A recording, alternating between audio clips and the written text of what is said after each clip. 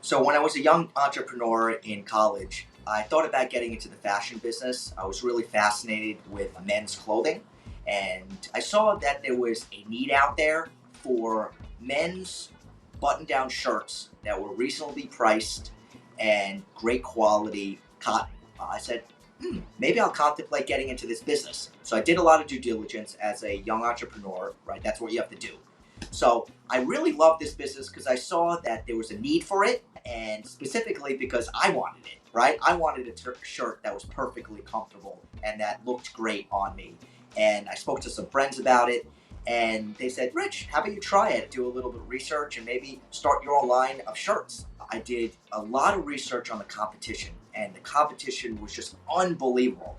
It was just, there was so much out there. You had Banana Republic, you had Gap, you had Abercrombie at the time. I said to myself, I don't know, there's a lot of competition out there. I don't really like their clothing, but they've been in business for hundreds of years. But I wasn't really necessarily afraid, because as an entrepreneur, you don't want to be afraid of your competition or what's competition that's out there already. So I contacted manufacturers in China and Vietnam and some of these other places around the world to see, what does it cost? What is it going to cost me? Because I wanted to get into a little bit of like a men's market, not only shirts, but also pants and also shoes.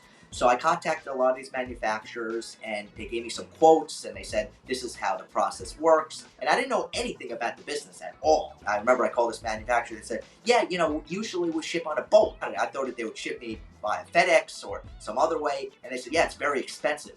But if you wanted to get a cheaper way to distribute that content and have it sent to me, you would have to really do it by boat. And I said, oh man, I think that could be so complicated and very expensive. But that was just one experience that I had, that, hey, I thought about the idea, I did a lot of due diligence, and I thought that maybe I shouldn't really go into that business. And I think that, just generally speaking, as an entrepreneur or someone that has an idea, do a lot of due diligence before you get into it. See what you're getting into, do some market research, and really think about the idea before you jump right into it and spend a lot of money and time. So you want to do a lot of research before you get into something, and that's what I did with that idea.